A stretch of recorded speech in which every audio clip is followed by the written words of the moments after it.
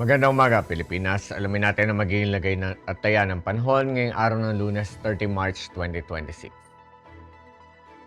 Sa kasalukuyan, wala tayong binabantayan kahit anong sama ng panahon sa loob at labas ng ating Philippine Area of Responsibility, ngunit yung Ridge of High Pressure Area ang nakaapekto dito sa bahagi ng Luzon.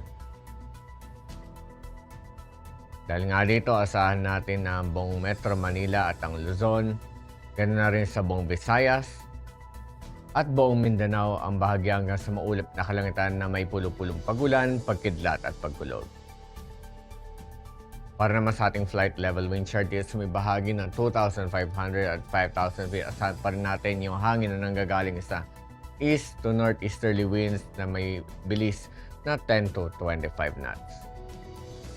Samantala, dito naman sa 10,000 feet, asahan natin dito sa may bahagi ng extreme northern zone at northern zone yung northwesterly winds at sa northern zone naman yung northeasterly winds. Samantala sa nalabing bahagi ng ating bansa, asahan naman natin ang variable winds. Dito naman sa 18,000 feet, asahan natin na westerly winds pa rin ang iiral dito sa may bahagi ng extreme northern zone.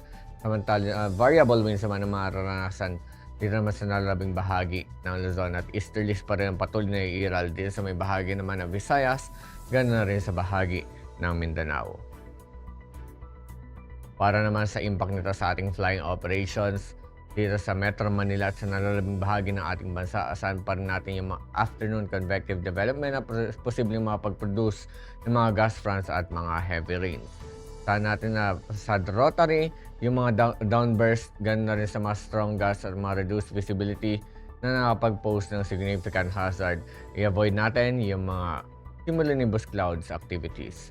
Samantala sa fiction naman, asahan naman natin yung mga severe turbulence at mga wind shear at inaasahan naman yung mga temporary delays at mga diversions.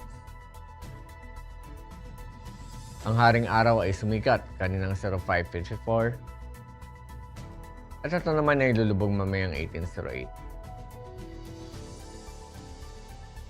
Para naman sa ating moon illumination, 93% increasing. At para manatiling updated sa lagay at taya ng panahon, i-follow lamang Air Force Weather Center sa aming mga official social media accounts. Yan lamang pong latest update mula sa ating lagay ng panahon sa ngalan ng aming commanding officer na si Colonel Armijan Cugador, PAF GST.